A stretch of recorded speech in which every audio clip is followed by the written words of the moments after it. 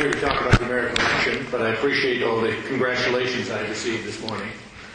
And I take those congratulations, as our moderator indicated, not because you necessarily preferred one presidential candidate over another, although many of you certainly had preferences in this regard, but as a sign of your belief and your support for the concept of democracy, which, after all, is Greece's greatest gift to the world. But as we watched today, I thought the very gracious concession speech of Governor Romney and President Obama's, I think, also equally eloquent acceptance speech or victory speech.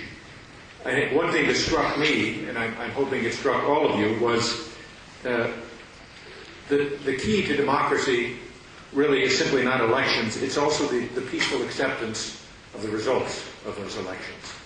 Regardless of how difficult this campaign was, and this was a hard-fought campaign, and I might add a very expensive campaign in the United States, the key at the end of the day was that regardless of who won, we were going to accept those results. And that's something we take for granted these days in democratic states like Greece and Britain and the United States. But we see in so many other countries in the world where it's not taken for granted, where an election is a winner-take-all proposition, where the idea of loyal opposition is not accepted, and where democracy, or where elections themselves do not mean democracy. So I think, again, today it seemed to me a good illustration of the importance of not simply elections, but the acceptance of a loyal opposition, the acceptance of the results, and the acceptance of the institutions that are essential to our democratic system. So I accept the congratulations on that basis from all of you, and thank you very much. I want to pick up on a few themes that my British colleague underscored here, but say a few words a little bit, if I may, about the United States perspective on some of the issues that were discussed today. And I might add, I did not sit through the entirety of the previous panel, but I thought it was an outstanding discussions of a number of issues that I'm sure we'll touch upon in the course of our discussion here. And I think Irina's discussion of Chapter 11, by the way, was the best 3-minute presentation on Chapter 11 I've ever heard, but that was fantastic. So thank you all very much for being here today, for allowing me to be here. I'm delighted on this occasion to participate again in the Navigator conference, which is enormously successful and a great venue, I think, to discuss a number of important issues. I need hardly say to this audience how important the Greek shipping industry is, not only to Greece, but to world commerce. With 15% of the world's capacity in Greek hands, Greece is an enormous player in maritime sector. The United States and Greece have for many decades enjoyed close cooperation and worked constructively to address the most pressing issues in international shipping. We remain committed to close cooperation with Greece as we tackle the difficult issues that still confront us, including maintaining uninterrupted global shipping and supply chains, ensuring international cooperation in the fights against piracy and proliferation, including nuclear weapons, and helping the shipping industry become a stronger partner in global environmental protection. I know I'm preaching to the choir here when I emphasize the importance of shipping to the global economy, but it bears underscoring, I think, that without shipping, global trade could not survive. I also understand and want to underscore that disruptions in shipping and supply chains can create enormous costs, not only for you as representatives of the shipping industry, but for the entire world population and world economy. Our cooperation, therefore, between the public and private sectors to prevent these disruptions is vitally important. One of those disruptions, which the previous panel touched upon, of course, is the issue of piracy. The United States has clear policy in this regard. The United States encourages all flag states to implement best practices measures by providing direction to their fleets and ensuring the implementation of piracy countermeasures when transiting high-threat waters. We also urge, and this gets to the question that was asked previously, all of our partners to share responsibility for prosecuting and incarcerating suspected pirates and to help in international efforts to provide economic alternatives in countries that produce large numbers of pirates. The scourge of piracy is still prevalent on the world stage, and it is in some areas, as you all know, getting worse. Working with our partners, the United States has set out a strategy aimed at identifying and apprehending not only the pirates who hijack ships, but also the conspirators who lead and manage and finance the pirate enterprise. Only in this way, if we go after the totality of it, will we be successful in the final analysis. We were very pleased to hear that the Greek shipping industry and the Greek government have joined in consensus on the need to amend legislation to allow Greek ships to carry armed guards. The United States encourages all of our partners to make certain that ships flying their flags employ industry best practices, such as armed guards, to counter pirate attacks at all times, but especially when transiting high-threat waters. Preventing and deterring pirate attacks is safer and much more cost-effective, as we all know, than interrupting its attack in progress or rescuing hostages after an attack has occurred. The deployment of self-protection measures, such as allowing ships to carry armed guards, but other means as well, have proven successful in preventing boarding and seizing of ships. On non-proliferation and sanctions, I want to underscore one point which I think is of vital importance in the current situation we face, and which was underscored in our presidential election. The United States is determined to prevent Iran from acquiring a nuclear weapon and remains deeply concerned about Iran's efforts to support terrorism and its human rights abuses. Our dual-track policy of engagement and pressure aims to convince the Iranian regime to adhere to its obligations toward the international community and allow verification of the exclusively peaceful nature of its nuclear program. It is vital that the international community, particularly countries with large shipping industries such as Greece, continue to demonstrate resolve by maintaining pressure on Iran to address these serious concerns.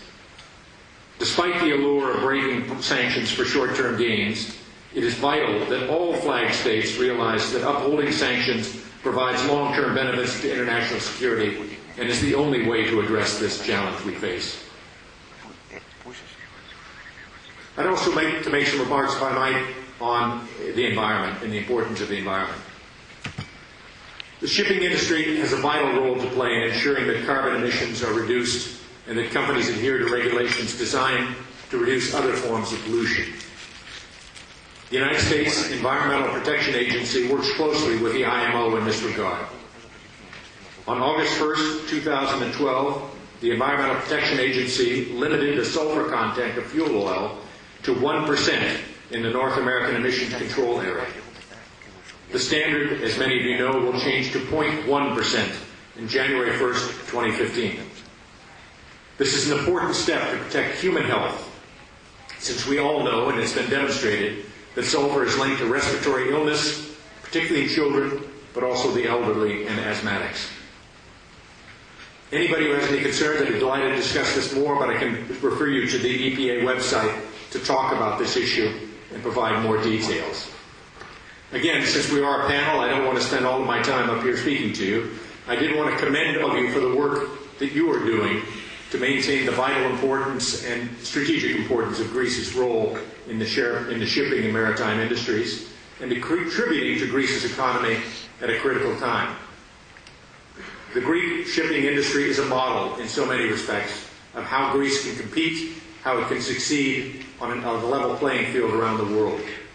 I think the shipping industry has a lot that it can tell to the rest of the Greek economy and from which Greece can learn in this regard. We in the United States look forward to continuing the close cooperation and dialogue with the Greek shipping industry, and I'm delighted for that reason to have this opportunity here to be with all of you today. Thank you very much.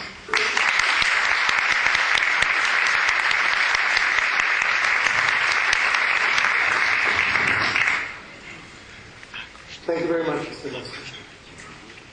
So, how shall we do it? Shall I pick up a word from you? Because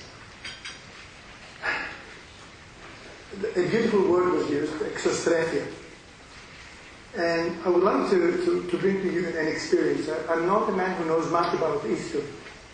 But I walked a few months ago in the Ionian coast of the Aegean coast of Turkey. And I visited these old Hellenistic and Hellenic cities. And I was so impressed to realize some basic, simple things. What did these cities have as fundamental components? One component in the coastal cities was the port. It was the place of receiving and welcoming, and it was the place of saying farewell to the communication between the countries of the world, which were connected through shipping. So shipping and ships and seafarers were the ones who actually created the result of these coastal cities with a harbor and exchange of trade. An exchange of trade, an exchange of thoughts, an exchange of civilization. So one component was the harbor. The other component was the temple. All cities had a temple for worshipping the divine. A third component was the Boulevterium, which was a parliament. It was the place in the room where people gathered and they talked about the issues of their community. And these Boulevteria all around probably were the ones that communicate these ideas of respect of the individual, the differences of opinion, the need to balance between the differences of opinion, and exercise people in the dialogue to accept differences and live with the differences between different worlds. So the port, the temple, the Boulevterium, the gymnasterium, where the people used to go and train their bodies, and train the bodies and the mind. In ancient Greek we talk about soma και πνεύμα, brain and mind that goes together. And the third part was the theater. The theater where civilization and culture and music and art were exchanged between the visitors of this open, embracing port, welcoming and saying goodbye to people.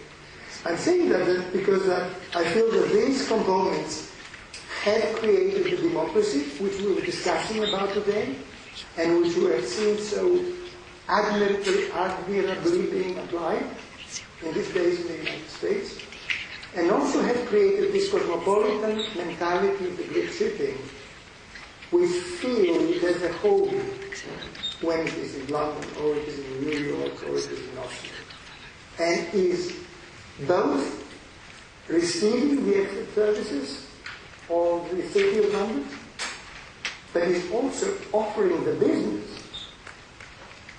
to the experts in London. So it is a totally, mutually, self-interdependent link. The Greeks and the shipping community needs the expert services of the banking and the services need the physical implementators of this world transport which connects countries and serves as communities. I think one important factor in our recent years is that the presence of the Greek communities in London and New York is not anymore having an office, an operating office, and receiving the services. With the modern publicly floated company, Greek initiatives are managing funds and the wealth of American people, English people, Norwegian people. So this interdependence creates a very new environment in the need of this unity. We need to be together, we need to talk together, we need to exchange, because we have the responsibility of an efficient management not only of ships that transport, but also of the assets in the world of many people who are in different countries of the world. And I'm saying that because we have been discussing about the crisis in shipping. Some of us are more pessimistic, some of us are less pessimistic, but I feel that we all understand that we are in an era where the changes in the industry are tectonic. The banks, the charterers, the ship owners, the shipyards, all the stakeholders are trying to find solutions to handle a common problem, which common problem is the collapse of the prices, which were fixed 4 or 5 years ago at a happy pro-Lehman period, and now these prices are not sustainable anymore. Commodities are not sustainable, the prices, freight rates are not sustainable, ship prices are not sustainable, banks cannot cope, shipyards cannot cope, and also the ways we have linked all the parties together, which is the conventional Anglo-Saxon contracts we have, which do not provide for these tectonic changes. I mean, in no contract you can say, no, I'm a problem because I have a problem, I cannot pay you because my AAA charter cannot pay me, and the AAA charter says I cannot pay you because the government receiver cannot pay me, and all this cascaded collapse of the capacity of the parties to perform. Of course, it is not provided in the force majeure or the act of God provisions of non-performance. So what I mean to say is, what I'm trying to say is that in today's situation, this unity, this interdependence, this cosmopolitan nature of shipping probably is imposing a different way of sitting together and handling our problems. Of course, within free and fair market and free and fair enterprises, but we need to find solutions which will make the businesses sustainable. So, I don't know if this introduction is giving a pointer, but I would like to ask you, it was too long? Anyway, what I wanted to ask you is that respecting free and fair markets, openness, do you feel that the situations we're going through now and having an erosion of shipping markets, I mean, shipping has been working for the last years far below expenses, operating expenses, and is reaching a state that sustainability is questionable. And this questionable sustainability has got an effect on the shipping companies, which means on the Greek ship owners, but also on American money, and English money, and Norwegian money, may affect the sustainability of the top level of safety we have achieved to reach, may threaten the long-term relationships we're building. So the question is, within this stress environment and respecting free markets and free trade, do you see that there are things we can do together across the borders to find solutions to create sustainability and find synergic things that will make the industry continue and not risk a collapse? So, I don't know, would you like to say what is the London attitude to that? Thank you. Thank you. I'm having problems with the classic. Well, I liked your starting point of the ports and the unity of the various factors, and I was struck by this very much. Slightly different context at Ancient Olympia earlier this year, because I had the great honour to attend the torchlighting ceremony which started the London 2012 Olympic Games. And there you had not just the stadium, but you had a theatre and you had places of worship too. So this was a kind of unity which, if you like, ancient Greece taught to the Western world. But to move on, I don't know, I'm the last person to tell you how the Greek or the international shipping industry is going to address these challenges. But I think one thing I can be confident on is it's going to want to address them through the expansion and development of free trade and taking advantages of the opportunities of free trade. This is very important because we're at a crucial moment. I mean, you can talk about an economic crisis almost everywhere in the world. Even the hugely impressive figures for Chinese growth look depressing if you look at it in the Chinese context. So there are economic challenges everywhere, and there's a real and present threat of retreating into protectionism and looking for comfortable, easy ways to get through short-term challenges. We need, as a global economy, certainly we need in Europe, to resist those temptations, to resist the temptation within Europe by strengthening rather than distorting the single market, but also to increase and strengthen and make easier trade between Europe and the rest of the world. And that's one reason why we certainly in the United Kingdom very much support an EU-US free trade agreement.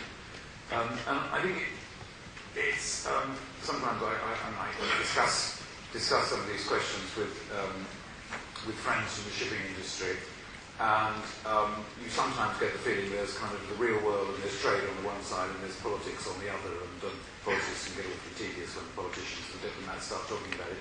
But this is something that really matters. It matters to all our industries. It matters to the shipping industry. It matters to onshore industries too. And it's something we have to be involved with. We mustn't, at this really difficult moment for the global economy, allow those who would offer these Greek imagery, siren voices of protectionism to get away with it, because that would be bad for all of us.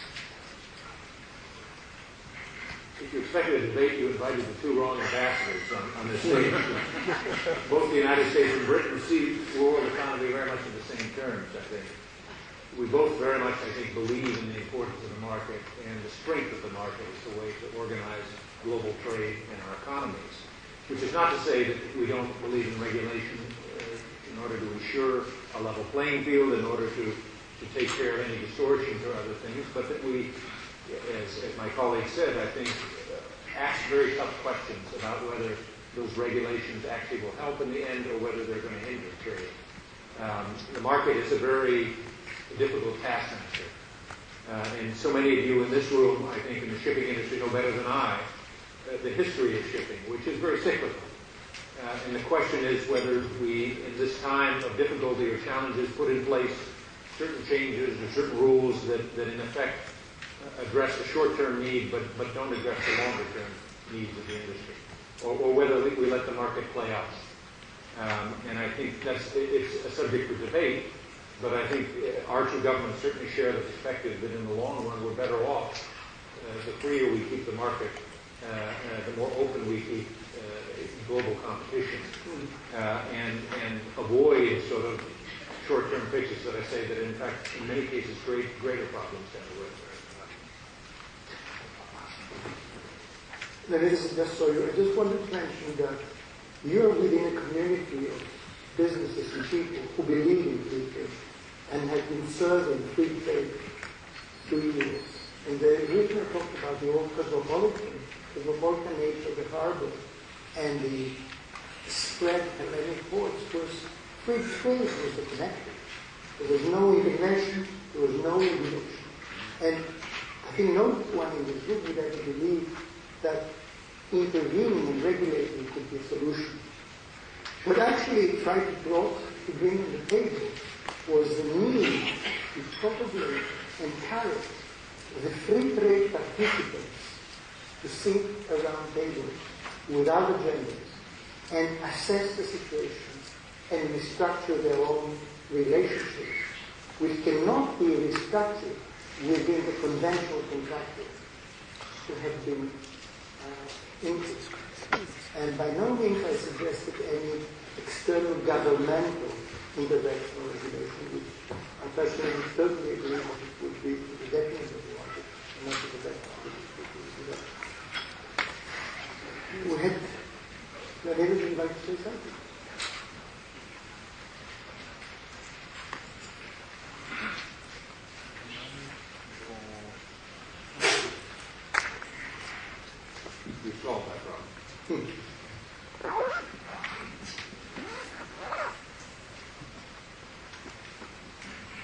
Thank you, Emmanuel. I think it's a unique opportunity to have the honourable gentleman here in front of us all, and their reference to shipping as something that Greece has. That's a very valuable asset.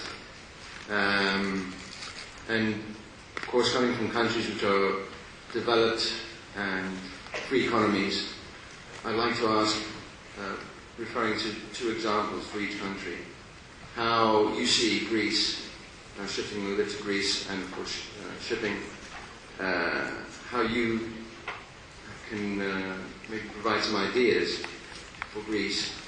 Dr. Landsman, in terms of England went through a big shift during the Thatcher years, and I think we may see some similarities in Greece here today, and how you see that changed England, probably for the better, and how you see that that affected trade and the economy of England, and how you see that can hopefully maybe those examples can help people in Greece to focus on. And Mr. Smith, in terms of what happened in the States recently with shale gas, something that's very recent, where US was a net importer of oil and could potentially become a net exporter, and that's a huge shift. And how the country basically allowed that opportunity to happen. So I mean, just two questions.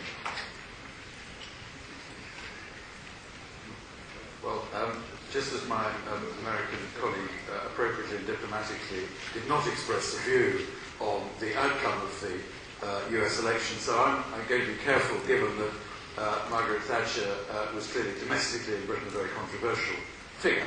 But I think it's indisputable that in a number of areas the changes which she pioneered and introduced are now accepted not only in Britain, but well beyond, and the one perhaps I would focus on is privatisation, because that's something which is obviously very much current as a topic of debate in Greece. And I think the important thing about privatisation is that the second most important thing it does is raise revenue for the state. The second most important thing. The first most important thing that privatisation does is allow for private initiative, private business, private management techniques to take hold in important industries and to succeed in a competitive environment with, of course, the right sort of regulation, particularly when you're talking about monopolies or utilities of one kind or another. But it allows for a very different approach to business, and one which has been shown around the world to be successful. So I think it's very important at this moment, when one looks at the question of privatisation, to focus on the broader benefits to the society, to the workers, indeed, in the industries concerned. Because if you're going to work for a very successful, profit-making private company, you feel a lot happier than if you're working for an enterprise which is losing money and needs constant support. So I think that's extremely important. I do wonder, I just throw out the question, whether as I imagine that privatisation is going to take increasingly hold in Greece and more industries will be privatised, whether the expertise in the shipping industry, in the management skills and financial skills and other skills can make a really strong contribution to making those privatised companies strong and healthy. Because I mean, if you look in certain quarters, some people are tempted to say, "Oh well, there's a lack of private initiative in Greece. There's a lack of private enterprise. It's not successful." That's of course nonsense, and in this hall you know it's nonsense. So I would very much hope to see a kind of Greek model of privatisation with some of that expertise being lent in one sense or another to Greece as that process emerges. Well, just to second what my colleague said, I think one of the things that certainly happened during the time of Margaret Thatcher in Britain and perhaps some people say during the time of President Reagan in the United States, was a change in attitude to some extent with regard to the role of different sectors of the economy, but also an emphasis, and this is something I think that has really come to fruition since, and probably needs to happen. I don't want to preach in terms of what needs to happen in Greece, but it's an important element of it that is all the stakeholders see they have an interest in the success of a firm. That it's not simply capital, it's not simply investors, it's also labor that has it, that they're all partners in this process. And I think that sort of attitude is critical to the success long-term of any country and any enterprise, really. If we see this as a zero-sum game, as I say, if we see it as labor against capital, and we think this is a fight to the end, and nobody's going to concede in any way, at the end of the day, the only person going to be hurt is the business itself and the worker. So there needs to be this transformation, this change, and I do think that the shipping industry, which is here in Greece, is such a global and competitive industry, and such a successful model, can play an enormous role in terms of changing this general attitude in the country with regard to the private sector and how the economy should be run. You asked about natural gas in the United States and the development there. I think it really is an interesting case study, in part because it underscores the fact that nobody knows what's going to happen 5 or 10 years from now. The fact that the new techniques in natural gas, the fracking, have opened up enormous natural gas deposits that were thought to be basically out of bounds for years, has changed dramatically the energy market in the United States. We're now looking from being a country that was worried about its capacity to import liquefied natural gas to an exporter of that. And there are a number of American firms that are now looking at that potential and how they could export to European and other markets of LNG from the United States, because the price has gone so low in the United States relative to world market prices. I think the administration's view, though, President Obama, and that will continue, is that while this is important, we need to do all we can to develop this resource, just as we need to develop other fossil fuels that we have, clean coal and other oil deposits. We also need to look for a balance in this regard. The goal is, of course, to reduce dependence on foreign energy, but it's also to address some of the environmental consequences of relying on fossil fuels. So we need a balanced policy that encourages also wind and solar and geothermal energy, that doesn't just reap the harvest of a short-term gain in the drop in prices, but takes a longer-term perspective on the energy needs of the United States and the global economy in that regard. And I think that's what you're going to see the administration emphasize in the years ahead, is the need for that balance in our energy policy. At the risk of being boring and once again mirroring my colleague, so it appears that there are some exciting prospects of shale gas in the UK too, and it's something that we are looking now into how it can be pursued. So it's clearly very important to be on top of the latest developments in these areas and to look for the new opportunities, not to be looking back to where the old ones were. If we want to have a non-boring, safe state of mind ambassadors meeting, must North Korea should have been here. Well, you could have. Let's invite the Spaniards, let's invite the Russians, let's invite the Chinese, and have a more. I'm sure we have a great deal of agreement with both of those. I mean, you could have invited perhaps the Iranian ambassador. The Iranian and perhaps just to. We wouldn't here, but you could have. We would have had some points of. But and again, at risk of being boring, I should have mentioned, and I won't repeat, but from a European perspective too, the question of the prospect, the horrendous prospect of Iran acquiring a nuclear weapon, and all that would do for the whole region, and all it would do not just for the politicians and diplomats, but for the ordinary people and for the trade, for everything in the region, is something we really do have to work against. And the European Union, of course, has taken a very firm line as regards sanctions too. It's something which I know from long discussions is not always easy for the Greek shipping industry. We understand that.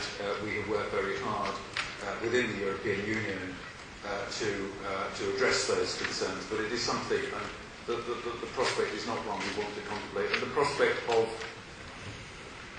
faith being lost in a diplomatic solution to this very important challenge is also a prospect we don't want to contemplate. So that's why we have to take some difficult decisions.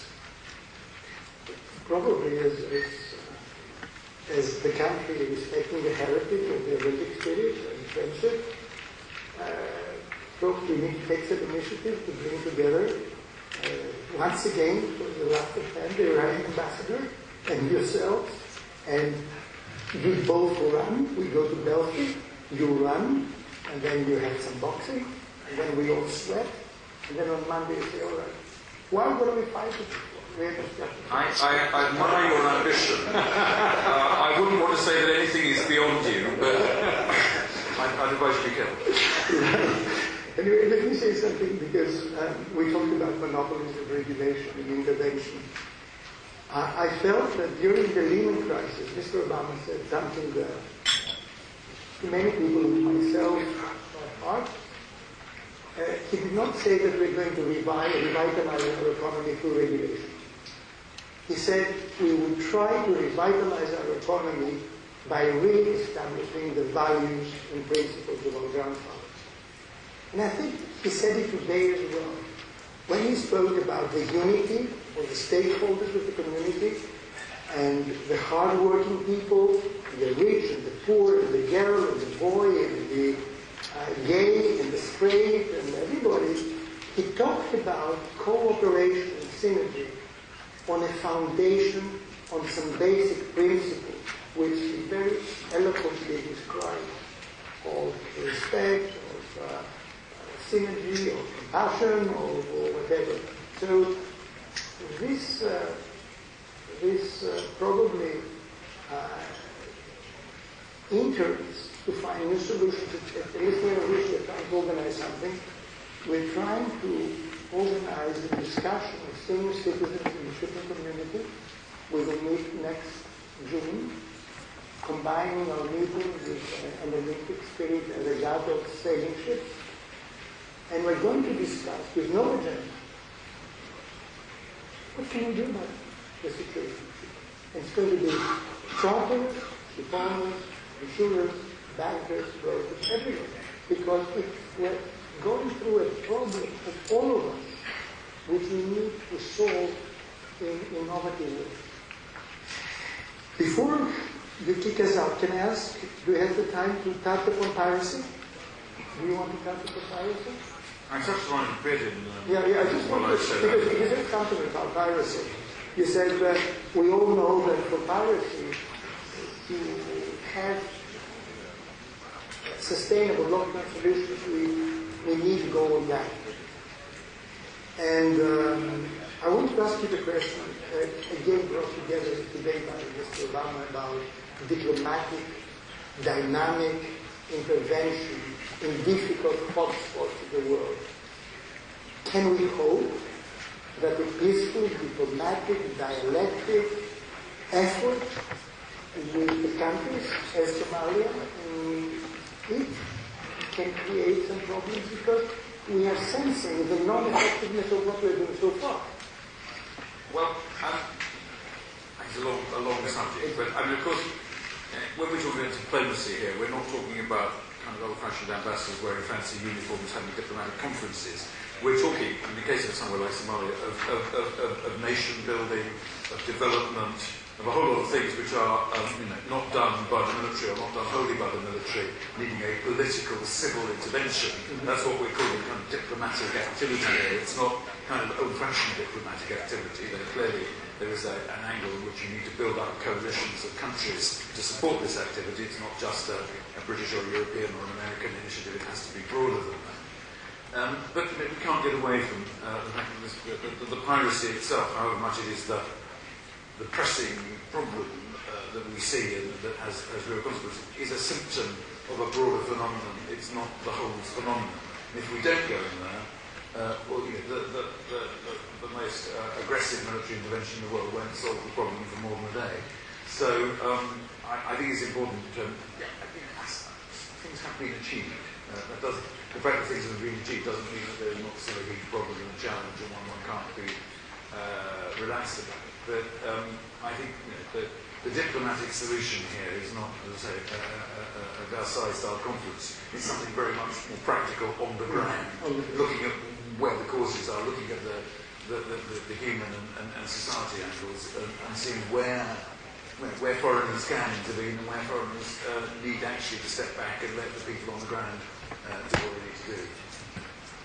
I would second that. I think, too, that it's critical in this area for the United States and the European Union to work together closely in addressing these issues. And we also address it together with the regional countries, which are affected, obviously, most immediately by what's going on in Somalia, by the challenges in Somalia. I think there's been some progress recently. I think we hope we will continue that. We're certainly continuing that dialogue among us to decide what next best steps we can take to address the underlying problem, which we all recognize is basically a failed state that needs to be addressed.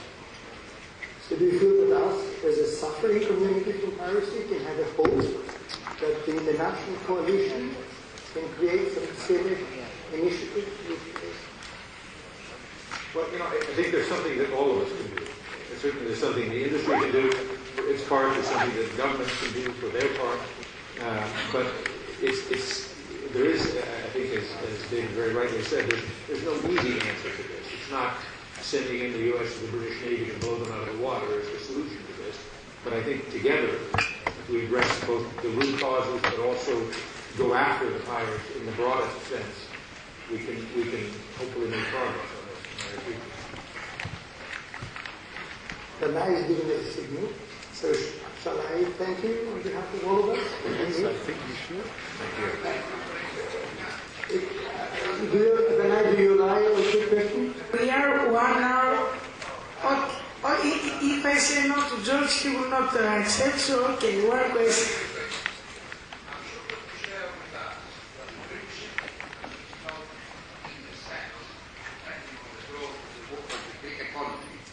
On what the status of the Greek economy. If and when, and another thing that I remind you is that in all the shipping crises, the first new banks that are coming back to Greece, or they are setting up their operation in Greece to support shipping, are those that are coming mainly from the United States and those that are coming from the United Kingdom. If any bank, a small bank or a bigger bank that is based in your countries, the bank will come and call your commercial offices here in your embassies. Are you going to encourage them to come and establish and start grabbing the opportunities of the low cycle in shipping and have their offices in Greece?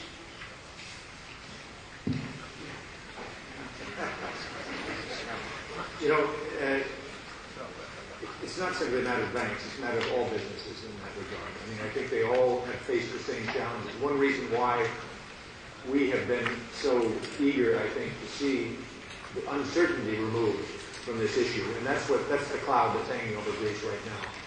I think it's this country risk. That needs to be addressed. I think the government is on the right track in that regard, not simply in terms of the measures it's taken, but also reforms and other things. But the European Union has also stepped up and said, basically, we want Greece to remain part of the euro. We want to remove this doubt. I think that's critically important for any business, whether it's American, British, or any business investing in Greece. We do think there are enormous opportunities here. We talk to American businesses on a daily basis about those opportunities. We try to give them our frank assessment of what's going on, both the political and economic environment, but also the challenges that they may face or not. But I personally am confident. I think Greece is headed on the right track. We would like to see more American businesses open up branches here and take advantage of these opportunities. I agree with my colleague's previous comments about the importance of the privatization process. I think that's vital in that regard. And we're hoping we will see more American participation. For my part, no, I would agree with that. I mean, I think we do see interest from British companies, and what's interesting and pleasing in the way is we've seen some sustained interest from British companies throughout the crisis. So they're still present and they still want to be present. I'm sure there will be others too. But this is very much a question for them. I mean, there are a lot of people in this hall, and I suspect the last two whose advice any of you would take on business prospects are the two of us here. With respect to my colleague, I mean, businesses take business decisions, and then they're very capable of taking those decisions. Of course, governments have a role. Of course, I thoroughly agree that the importance of the signal being sent by the Eurozone is of prime importance here. But there are most certainly very many opportunities, and I'm glad to say that the telephone line to our commercial section remains pretty hot. Let me tell you, many of the leaders in here are very ready to go. Many people are expecting this 31.5 plus 7.5 million to come. It's an installment to go into the economic system and have a signal that the industry will start anyway. I think there is a lot of hope and many things will happen when this uncertainty of can we move ahead is removed. I would not like to keep more time of our ambassadors. The US and UK ambassador are here more than 2 hours. Nobody of the Greek ministry has stayed until now, and this is the pity that they try to help our country more than us. So let's hope that in our next Navigator conference, we will see some people from our government next to the ambassadors. Because it's the Panama ambassador here, it's the Australian ambassador here, it's the attaché of the Spanish ambassador here, and the Greek government is not here. So let's hope that our ministers of shipping will not leave next time after 5 minutes. Thank you very, very much, the UK and the US ambassador, to be here in such a difficult day. We will have a 10-minute break, only 10 minutes, and thank you very much all for being here.